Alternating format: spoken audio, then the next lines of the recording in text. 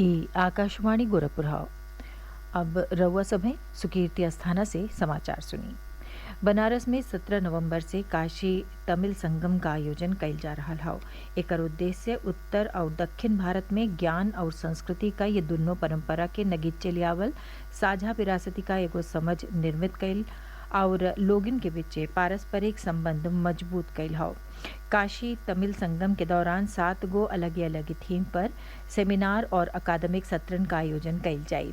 कार्यक्रम का नोडल अधिकारी प्रोफेसर HCS राठौर आकाशवाणी से खास बातचीत में ये आयोजन में बनारस हिंदू विश्वविद्यालय के भूमिका के रेखांकित कैलें।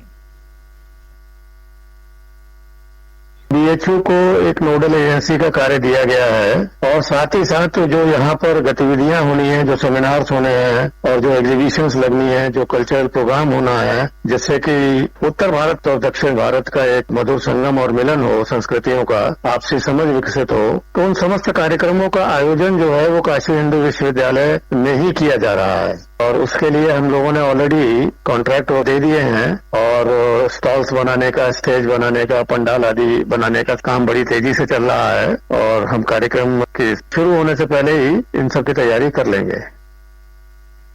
काशी तमिल संगम के दौरान तमिलनाडु से छोटहन समूह में लोग काशी आई हैं और एहवा के ऐतिहासिक महत्ता के समझी हैं। ये दौरान तमिलनाडु का कई गो सांस्कृतिक टोली काशी में सांस्कृतिक कार्यक्रमन का आयोजन करी हैं। समागम के दौरान पूरा 1 महीना ले बीएचयू के सतही अवरियो संस्थानन और गंगा घाटन पर कई गो कार्यक्रम आयोजित कइल जाई। समागम में काशी और तमिलनाडु के बीच गहरा अकादमिक, आर्थिक और सांस्कृतिक संबंध के उजागर कैले का कोशिश हुई।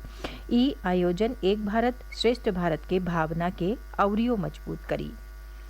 बनारस में पीएम गतिशक्ति मल्टी मॉडल जलमार्ग शिखर सम्मेलन का दूसरा और आखिरी दिन ने काले तकनीकी विशेषज्ञ कई गो महत्वपूर्ण मुद्दा पर आपन विचार जतौले।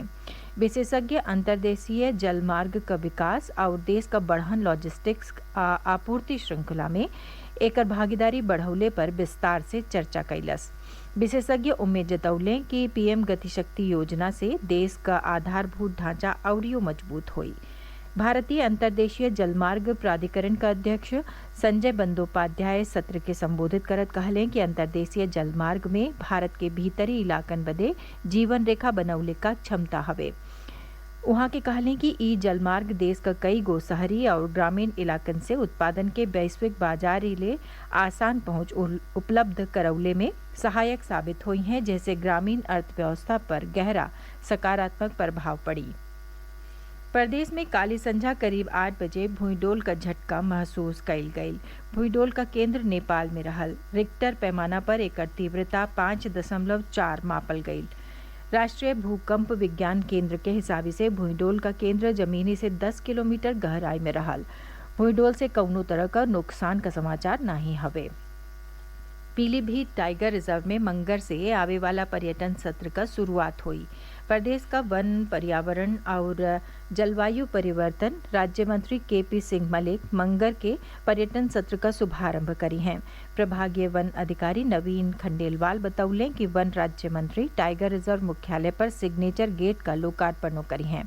श्री खंडेलवाल बतौलें कि पीलीभीत टाइगर रिजर्व आवे वाला पर्यटक ये बेरी बाघन के अलावा हाथियनों का दीदार कई सकेले। पीलीभीत में गोमती उद्गम स्थल पर 6 दिवसीय मां गोमती शरदकालीन महोत्सव अरण्य 2022 का काले समापन हो गई।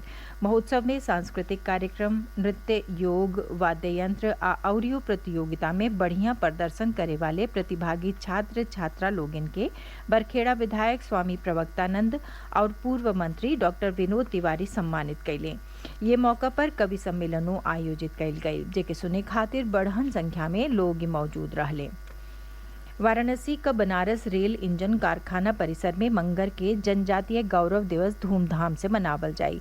केंद्र सरकार वीर जनजातीय स्वतंत्रता सेनानियन के यादी में हर बरस 15 नवंबर के जनजातीय गौरव दिवस के रूप में मनौले का घोषणा कैले रहले। 15 नवंबर के बिरसा मुंडा का जयंती हौ, जेके देश भर के जनजातीय समुदाय भगवान के रूप में सम्मान देले। इंग्लैंड T20 क्रिकेट विश्व कप जीत लिया हवे। ऑस्ट्रेलिया के मेलबर्न में आज जो फाइनल मुकाबला में इंग्लैंड पाकिस्तान के 5 विकेट से हरा दिहलस। पाकिस्तान पहले बल्लेबाजी करत 20 ओवर में 8 विकेट पर 137 रन बनौलस। ये लक्ष्य के इंग्लैंड 1 ओवर रहते हासिल कई लिहलस। इंग्लैंड के ओर से बेन स्टोक सबसे ज्यादा 52 रन बनौले और आखिरी ले नॉट आउट रहले। समाचार पूरा भइल। नमस्कार।